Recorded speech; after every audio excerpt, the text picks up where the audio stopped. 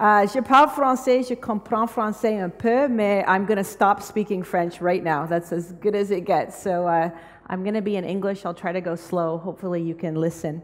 So I work for MARS. MARS stands for the Medical and Related Sciences, and the concept of MARS started in 2001. And you can kind of see the building in the corner there, a very historic building in the middle of the strongest density of biomedical research, care delivery, and healthcare in the country. And that building where MARS is housed is where the first child in the world ever received insulin. Insulin was discovered in Toronto by Banting and Best, and that little boy got it in the MARS building where I work every day. And so when this building became old, it's an old hospital, some very visionary philanthropists, basically rich people in Canada, pooled their money and bought the land and built 1.5 million square feet. I don't know what that is in meters, perhaps a third, of innovation space, an entire city block, sitting surrounded by 9 hospitals and research institutes, University of Toronto, which is the largest university in all of North America, and across the street from MARS is the Ontario Ministry of Health, which is a 13 million population payer, $50 billion budget. So very nice place to build the new health economy, and that's what I wake up every day and do. So you asked me to tell you some secrets of what goes on in Canada. If you say, you know, how great is Canada in digital health innovation, I think that's a flawed sentence. I don't think any of us have figured this out. But I'm going to tell you a little bit about some of the programs we run at MARS to solve this problem, which is on that red poster, which is the barriers to innovation. So why does health get so much attention? Why is Apple's CEO this week declare health is the most important area they want to work in? Google is now a healthcare company. Walmart has announced they want to be the #1 healthcare provider in North America. Samsung, the auto industry, the banking industry, they're all becoming health companies. Why? This was some work that the IBM Global Institute did that basically said these different global core systems, health, education, transportation, tourism, the x-axis is basically how messed up it is, how inefficient and ineffective that system is, and the y-axis is what is it worth it if every dollar you put in to fix that inefficiency, what lift do you get? And look who shows up in the northeast corner is health, the big red blob. That's why we're all in the world of health innovation. It is so ripe for a lot of help, and the kind of work you need to take that red thing and move it back to the left, to the level of inefficiency of, say, leisure and clothing, that's the innovation game. You can't do that by improving, and that's what we all are here to do. Well, where are we innovating? So I like to frame this entire innovation story of health along 5 major shifts, and everybody's got their version. These are mine. So today, the whole health medical industrial complex we have is really around these 5 paradigms: a reactive paradigm, a one-size-fits-all. It's a much more efficient way for a public system to deliver services if everybody kind of gets the same thing, which means nobody gets actually anything they need to their level of need. A very institution and physical bricks and mortar building focused model. We heard a lot of talk today about hospitals. That's the old model of healthcare. And very physician and clinician centered. They're the all-knowing, all-trained, wise person who takes all the information and channels it down and tells you what to do in a very paternalistic way. Our systems were designed around that framework. And everything being paid for based on volume or transaction. You pay by the doctor visit, you pay by the pill, you pay by the unit of whatever. So that's the paradigm we've had since about the end of the Second World War. And as you guys know, the beauty of institutions, whether it's the Catholic Church or the healthcare institutions that deliver this paradigm, institutions are meant to not change, right? That's what an institution is. It's very solid. It should never waver. This is the future, and it's not that far away, and we actually have a lot of that future now, from reactive to very, not only proactive health, but frankly, with big data, predictive, from a one-size-fits-all to the ability to fully individualize and tailor the service delivery, whether that's tailoring based on genomics or proteomics, or tailoring based on cultural belief or geography. It doesn't matter. We can individualize now. From this institution center to what I call digital, the seamless experience of digital and physical, as if we don't even know the difference. So when you go to do banking, do you tell your friend, I'm going to go do digital banking now? I'm going to go do digital travel booking. That's just, you just book it. You just do it. We still separate digital healthcare as if it's a separate thing, and that's just going to go away. From a focus on doctors and clinicians to people-powered healthcare, I no longer use the word patient-centered.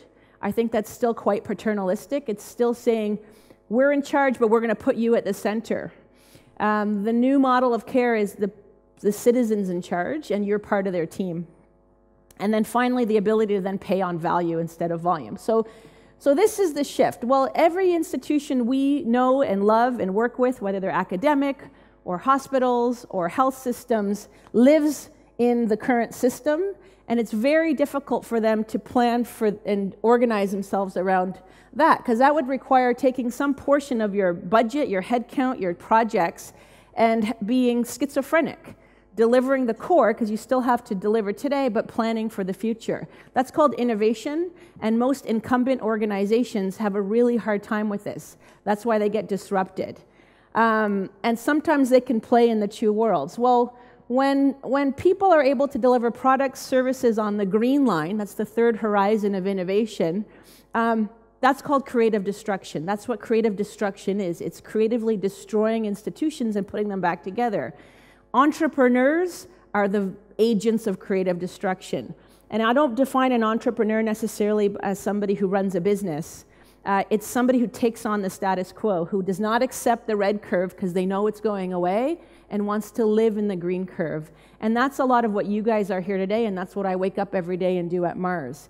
And so startups are a great unit of entrepreneurship that are not just a nice thing to do and cool and a great job. They're actually vital to getting to the right, and they're vital to every economy in the world. Take any literature and any data. The only way economies grow is when jobs grow, and jobs grow from high growth, young firms.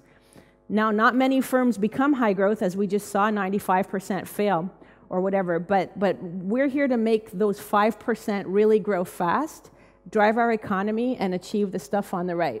I'm just going to give you a smattering of how we look at our portfolio of young startups at Mars. So we support them with space in our facility, access to capital, access to customers, market research, legal, everything they need to build a good business. They span health to the continuum of healthy to very unwell and polymorbid. And then they span very traditional payment models, such as the public health system, but also a lot of direct-to-consumer. So it's really the whole playing field. 30 biotherapeutics companies, about 90 medical device companies, class 1 to class 4, and about 200 digital health companies, consumer, enterprise, chronic disease, etc. So these are just some of the examples of some of my favorites. I always hate to do this because it's like picking your favorite child out of all your children. But maybe I'll highlight one or two, and you can learn a lot about these. So a good example is Genuine. So we saw a picture of the 23andMe CEO earlier. They just launched in Canada. I don't know if they've launched here. This is like Canada's 23andMe, but a very, very clinical model. So this founder is saying, I want every doctor to have the ability to have their patients spit in a little vial, take their genetic test, and tell them whether or not their body is designed to metabolize about 65 of the normal drugs that are all genericized. Warfarin, clopidogrel, your Lipitor-type agents, etc. Very common in a chronic disease world. We all have, in this room, about 30% of us, a mutation in the CYP gene where we can't metabolize those drugs, yet we take them and they don't work and they have side effects. So Genuine's out to transform care. Another one that you probably see a lot is Interaxon in the bottom left. The Muse headband, they're in Fast Company and all over the world. So just a really really nice looking headband that's constantly monitoring brainwave activity. And it lets you modulate how you think in response to external stimuli. So it's almost like neurostimulation, but it's a consumer product. These guys have so many directions they can go, and they're getting pulled from every country in the world. So one of our success stories. So that gives you an idea, and we've got about 300 of these that we work with, mostly from Ontario. So whether you're a Mars company or anything you might do or something comes out of Health Kick, creatively destroying an embedded institution like healthcare is a very, very, very hard thing to do. That's why this is rough. That's why that says barriers to innovation. Because a lot of people think the hard part is making a kick-ass technology company, and it is really hard to get your IP and prove it and blah, blah, blah. The hard part starts when you actually try to get that to patients. And so Mars realized, we're about 15 years old, at about year 10, if we build all these great companies, and we'll keep doing it, and don't use any of our resources to actually fix the fundamental systems into which they're selling, we're not going to be doing good by our companies. So that's what I got recruited to do, is to work on some really funky system-level bottlenecks for innovation, and use those to open up markets for our customers. So I'm going to work through 6 major barriers to these suckers, and as well as you getting adopted, and what a couple of interesting Mars programs, and I'm happy to talk to you about them more later. I could do an hour on each of these. So when you're changing a paradigm, it's hard. So what's one barrier? Inertia, right? Our systems have not modernized at the pace that the rest of the world has modernized, and so we've got a big gap. Right? And so you see cartoons like this, and it's true. You know, incumbents know they need to innovate, but they don't. So it's as if they're admitting that they want to kind of become, you know, dinosaurs eventually go extinct. It takes a long time, but they go extinct. And we see a lot of the bottom right in healthcare, because it's all about fixing the patient, and it's urgent, and it's crazy, and it's busy. How could I ever have time for innovation? And so they just keep pushing it to the side.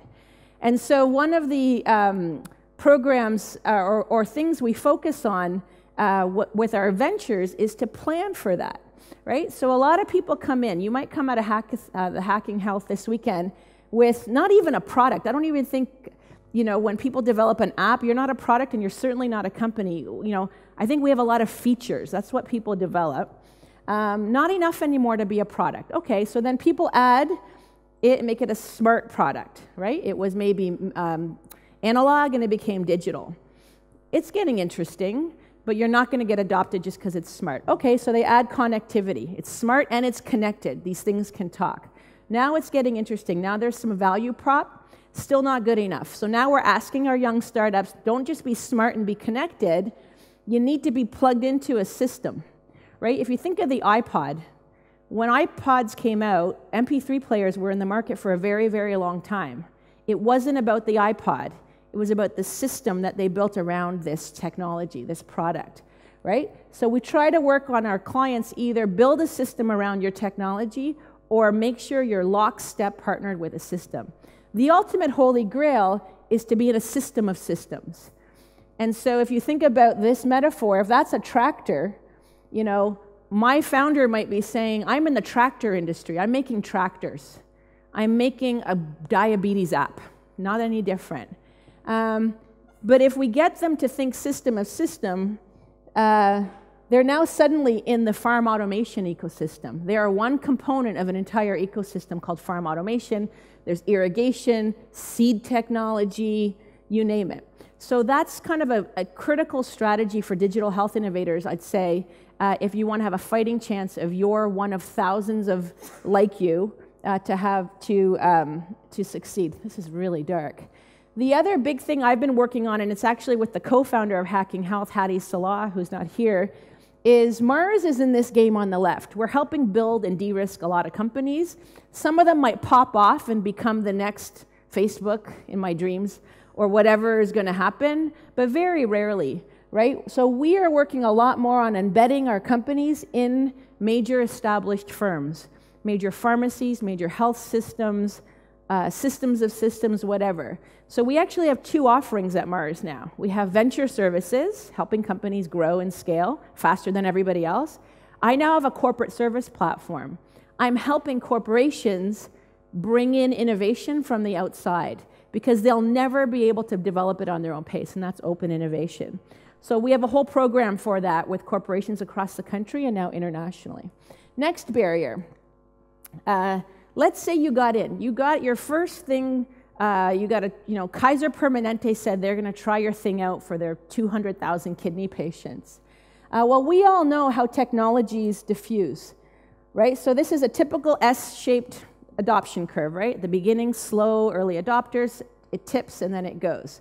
So you can't see these, but I'll just give you a walkthrough. Telephone, electricity, refrigerator, dishwasher. Only a few have reached 100% of all US households in 75, 80, or 100 years.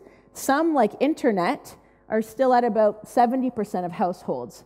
But what you can start to see is the digital technologies, that curve is much tighter. It's a way faster adoption curve. So I'm just going to do a quiz. How long do you think it took for 50 million people to have a telephone? How many years when the telephone technology came out? 50 years? I had it up there a second ago. Okay. 75 years. I don't know if you saw it. How long to get 50 million people to download Angry Birds? 35 days. So whether you want to just passively be on a 75-year diffusion curve, and I will remind you, they discovered Listerine for sepsis in the early 1900s, and we still have 50% non-compliance rates in hospitals for hand washing, right? Technology adoption is really hard and takes a long time. So our poor startups can't believe that, first of all, their technology doesn't sell itself. It's so amazing. That's not what we're talking about. You're introducing it into a system that is not designed for innovation. So planning for diffusion. So one of the programs we run at Mars is the world first. We are now extending this program to the UK, to New Zealand, Australia, and to the United States. Blue Cross Blue Shield, Kaiser, Mayo Clinic, and the FDA. And so the idea would be all of our innovators spend all their resources and time, the colors are, on, if this is uptake and this is time. So particularly if you're in a regulated industry and if you have a digital technology and you want to make a medical claim, you will now be regulated. You need to get clinical data and prove safety, and with 1,000 patients or whatever it is. So getting the regulator like the FDA or in Europe the CE mark or whatever it is, that doesn't matter anymore. That just means you have a license to operate. Next, you have to now do more data, more patients, you pay for it, millions of dollars, to get the payer to pay. They want to know, is it cost effective? Is it cost effective compared to the next best thing? And in Ontario, we make decisions on what technologies we're going to pay for based on these types of questions. Can I afford it? Is it safe? Is it reliable? How much infrastructure? Blah, blah, blah. Then they'll make a decision of a yes, and then in theory, adoption, or a no. And we say no a lot of the time. So with Excite, we decided, can we work with the Ontario Health System and the company, with Excite brokering between these two worlds who don't know how to talk to each other, and together design the clinical studies and the patient studies so that the payer says, this is what you need to do, so I'll pay you later. And that's a world first, getting the payer involved, and it's a true pull model. And so we basically short-circuit the time for development, and hopefully a lot more goes up the green and not down. We're now working on 9 technologies through this program where the Ontario Health System is having us pull them in instead of selling technology to the system. And these are going to be game changers when they come out, and I can talk about that later. Next barrier. The only way you're going to have an innovation economy and an innovative health system is if information flows. At the end of the day, all healthcare is an information business. You get information, whether it's a symptom or data, and you make a decision based on that information. That gives you more information, and it continues. And you guys know the kind of prisons that data sits in all of your systems. And so right now, there's 2 worlds we all live in as citizens. The formal medical world, the data locked up in prisons, and this new world, the extra clinical data world. In Ontario, we have a new acronym called PGD, Patient-Generated Data. Fitbit, apps, whatever they're doing, right? On the right. The only flow today that's seamless and easy and fast is from third-party solution providers. We decide to give us data about ourselves, right? All the others are completely blocked. And so we have a program with a shop at Mars called the Data Catalyst to actually easily let the data with consent from the consumer, flow from the formal system into third-party young tech companies. So imagine a world where your device not only got data from the patient, how they sleep, how they eat, but also if they gave you consent, you're allowed to go get the data from their GP or their last hospital visit or whatever and provide better solutions. We think when Ontario pulls this off, the world will come to Ontario to do innovation. This is the most ambitious project I've ever worked on in my career. It's very big, and we're modeling, of course, off standards like the Blue Button in the US and others. I guess my most ambitious project is 3 little children, but then after that, this is my most ambitious project. So next barrier, how are you going to pay for it? When you make a medical device or a drug, at least it's some kind of a product. You can see a transaction, you got something, you paid. Digital health, tough monetization models, incentive models, etc. Very, very tough. I look at our young startups, they spend a lot of time trying to figure out how the hell somebody's going to pay. So we've created actually in response to that, and that's not only in healthcare, it's the same case in social services, in education, in a lot of our social systems. So we've established a center for the entire country of Canada called the Centre for Impact Investing. And the point is, and UK was the leader of this in the world, this language of social finance. So capital sitting there that investors, whether they're very, very rich people like Bill Gates or foundations, they want to invest, they want to make a return because they have to pay the bills, but they want to get outcomes out of that investment. They don't want to just get profits. That's what impact investing is. Well, there were no market instruments for that in Canada. We didn't have a way to move that kind of money around, and we now do with the center. One market instrument that's very new and very popular is the social impact bond. And I don't know if anybody's heard of a social impact bond. About 100 of these have been structured in the whole world.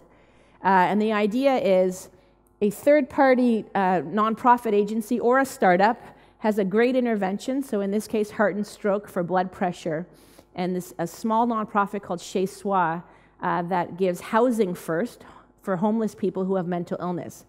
They did a randomly controlled study trial, it just got published in JAMA, that said if somebody has schizophrenia and they're homeless, instead of medical model, get them stable housing and you don't even need the medical model.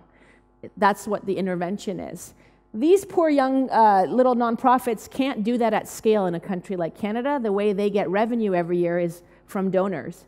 And so a social impact bond has an impact investor pay for the intervention. So with the heart and stroke one, we're going to do about 2,000 people. It's a $100 intervention, community-based, for blood pressure. And when the results accrue, such as blood pressure going down, the Ontario health system pays back the impact investor at a 5 to 12% return.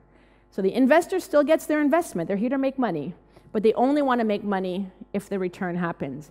And if it doesn't happen, if the intervention didn't work, who took all the risk? The investor. The health system is tired of taking all the risk on these crazy health technologies we all come up with. So these risk-sharing schemes are becoming more and more popular, and we now have an expert shop at Mars that does that in a bunch of different contexts. These 2 social impact bonds will be the first health-based social impact bonds in the world. The other 100 that are out there involve prisons, early childhood education, etc. So we're very excited about that. And then finally, the last barrier, and we were debating this a little bit, I think, earlier at lunch, is we all know, if right now I took a barometer of this room and we took the status of the health of this room, whatever metric, only 10% of the time, which is the green at the right, is the health of a population because of any medical care they received, okay? 10% of the time, good surgery, bad surgery, whatever happened. 90% of health is everything else, and it starts with the postal code or where you were born. The income of your environment, the toxins in your environment, which leads to how you eat, how you sleep, how much you exercise, how much literacy, which leads to all the other bad behaviors, and that mixes in with your genetics. So we know what causes health is everything but the health system, pretty much, yet all of our money is on the formal medical system. So the gig is kind of up. When health systems are broke, they got nothing left. Their only choice is to actually prevent you from getting sick in the first place. Well, preventing sickness is not a health problem, it's a social problem, right? It's about closing the poverty gap. It's about environmental pollutants. It's about roadways and sidewalks and nutrition programs in schools. That's a system change problem, not a healthcare problem. And so in response to that, Mars created the Solutions Lab. These have been popping up all over the world, and the idea is some of society's most intractable problems, child obesity, homelessness, transportation, climate change, are so big no one system can solve it, and for sure government can't solve it, and it's not their job. Citizens solve wicked problems in society, nobody else. And so the Solutions Lab is actually a methodology for achieving system change, citizen-led. It's all design thinking based. And we have a periodic table of system change that we use, which basically says to get any major system change, you have to always work in 3 layers. The policy layer, you have to change laws, because usually systems are stuck because the laws were designed for society from a very long time ago. They just don't serve you anymore. So change policy, you have to develop actual interventions, prototype them, experiment, throw away the bad ones and scale up the good ones. And then you need to build capacity in the system for change. So we have a shop of about 16 that literally goes around the world and solves wicked problems. And health are a few of them. So I've just taken you on a helicopter ride through Mars. And I think, you know, the take-home message is we all know this future is coming. Nobody will dispute it. The pace might be different and variable, but it's coming. And that's creative destruction. Entrepreneurship, and particularly digital health innovation, is vital to get there, but it can't be done in absence of the systems that surround it. You are never, ever developing a technology and selling it to a system.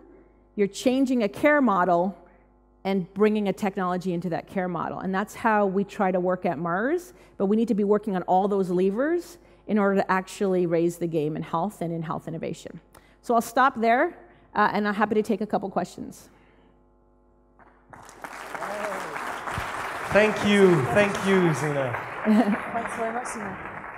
Now, it's fascinating to hear all the means that are taken at Mars and in your organization to actually break down all those barriers that startups face. The question I'd have for you is those programs are not available universally around the world. Why should startups keep trying in healthcare when it's so darn tough? So that's a great question. And I'll be honest, a couple of our founders that are now at year 7, some have had a divorce already. I don't know if it's because of the startup, but what have you. You know, they will tell me if they knew it was going to be this hard, they wouldn't have done it. Honestly, it's that hard. I think they're emotionally tied in. That's an entrepreneur. Like, an entrepreneur is irrational and is just not accepting, and that's the fuel that has to keep you going. Whether you're a clean tech entrepreneur or a tech entrepreneur, or you're making the next line of clothing for Zara, I don't think it matters. However, the extra special sauce of healthcare, I think, is just a general movement, whether that's Generation Y or what have you, that says if I'm going to wake up every day and work this damn hard, there better be some good thing to show for it. And some people might try to do climate change, but it's just the impacts are too far away. They might go volunteer in a charity, but health seems to give you a bit of that balance. And I think certainly that's why I'm in this business, is if I'm going to leave my 3 little kids every day to another caregiver, it better be worth something. And it's not the pay. I'm going to tell you that right now. Changing the world for the better. Yeah. You had a question, Alison. Yeah, I'd like to ask you a question. Well, we would like, we discussed this. We'd like to ask you, Zayna, why is it important for you to be in Strasbourg today at Hacking Health Camp? Yeah, oh, that's a great question. Is it? Yes. So the innovation game is so hard. None of us really know what we're doing. The only way we're ever going to be able to raise our game is by transplanting across oceans. And so as soon as I found out that Hacking Health is like coming across the pond here, and a co-founder of Hacking Health is on my team, as I mentioned, so I just knew I needed to be part of it. I've already learned so much. I think I've been here 3 hours, and I haven't slept, so discounted, I've been here cognitively like in half an hour. So that's how it has to happen, right? That's what innovation is. It's taking from all these different things and new combinations, and then it's something new. So that's why, I'd say. And I have a friend who lives in Stuttgart. that I'm going to go visit. Ça tombe bien. Thank you. Big round of applause for Zayna Khayat. Thank you so much for being with us today.